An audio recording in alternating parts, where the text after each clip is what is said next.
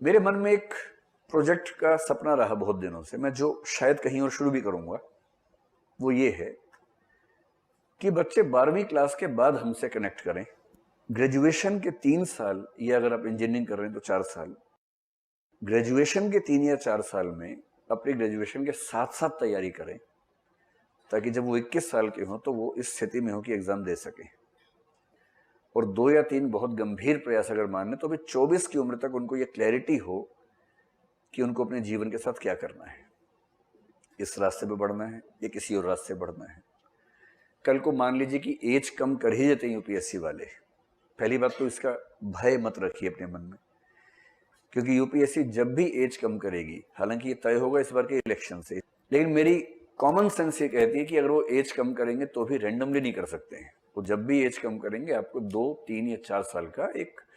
Phase out period देंगे। इसका मतलब ये हुआ कि 4 साल बाद से एज इतनी हो जाएगी, तब तक हर साल एज 1 साल कम होती जाएगी, कुछ ऐसा होगा। जैसे 32 से मान लीजिए 26 भी करना होगा कभी, तो मेरा अनुमान है कि वो 5-6 साल का समय होगा कि जैसे इस साल 32 है, अगले साल 31 हो जाएगी, फिर 30 हो जाएगी, फिर 29 हो जाएगी। इसमें ये हो सकता है कि आपका एक आध अटेम्प्ट आपके हाथ से निकल जाए, लेकिन ये नहीं हो सकता कि अचानक आपने सोचा था कि 26 के बाद से एग्जाम लूंगा, और जिस साल एग्जाम दिया उस साल एज 26 हो गई। ऐसा नहीं, लेकिन लॉन्ग टर्म में शायद ऐसा होगा।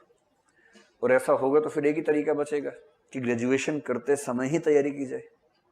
और हमें दिल्ली में सिर्फ वो बच्चे मिलते हैं जो ग्रेजुएशन कर चुके हैं, पीजी कर चुके हैं कई उनमें से, उसके बाद आए हैं, तो वो अपने जीवन में पहले ही इतना लेट हैं कि उनके पास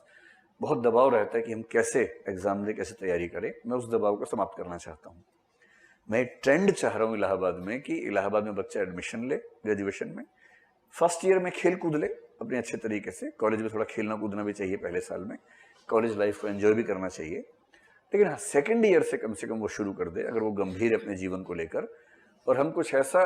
प्रयोग करें कि वो 2 साल जब पढ़े तो उससे सारी चीज़ तैयार हो जाएं और ग्रेजुएशन होते होते उसकी तैयारी पूरी हो जाए। ये भी स्वाभाविक है क्योंकि प्रयागराज सस्ता शहर है दिल्ली की तुलना में, दिल्ली में इंफ्रास्ट्रक्चर बहुत महंगा पड़ता है हमें, यहाँ उतना महंगा नहीं है, तो ये स्वाभाविक है कि यहाँ की फीस दिल्ली से काफ़ी कम होगी।